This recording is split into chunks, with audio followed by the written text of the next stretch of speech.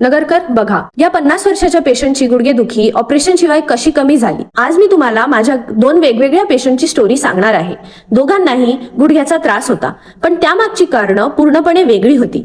पहिली पेशंट वयाने 50 वर्षाची होती. त्या माझ्याकडे आल्या तेव्हा फक्त गुडघ्यांमध्येच नाही तर बोटांमध्ये सुद्धा वेदना होत होत्या. चालताना त्रास, स्टिफनेस आणि हळूहळू हालचाली कमी होत होत्या. डायग्नोसिस केल्यानंतर कळलं की त्यांना 2nd ग्रेड ऑस्टिओआर्थरायटिस म्हणजे जॉईंट्सची झीज झालेली आहे. मी त्यांना सुरुवातीला 15 दिवसाची फिजिओथेरपी आणि मेडिसिन सुरू केले. त्यामुळे हळूहळू त्यांचा पेन कमी झाला. त्यानंतर आम्ही त्यांना SIDP ची ट्रीटमेंट सुद्धा सुरू केली. पहिल्या स्टेजमध्ये पेन कंट्रोलवर लक्ष दिलं आणि स्ट्रेंथनिंगवर भर दिलं. या दरम्यान त्यांचे मेडिसिन्स देखील ऍडजस्ट करत कमी करण्यात आले.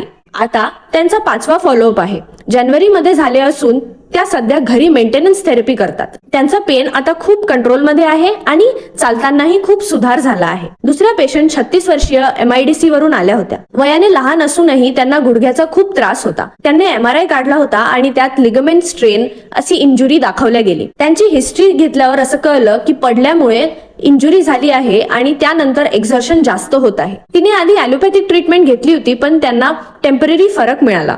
त्यामुळे आम्ही त्यांना SIDP थेरपी आणि मेडिसिन सुचवल्या. आम्ही तसेच काही महत्त्वाचे प्रिकॉशन्स दिले.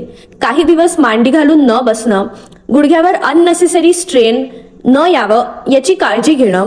सध्या त्या प्रॉपर ट्रीटमेंट घेत आहेत आणि रिकव्हरी सुद्धा योग्य मार्गावर आहे.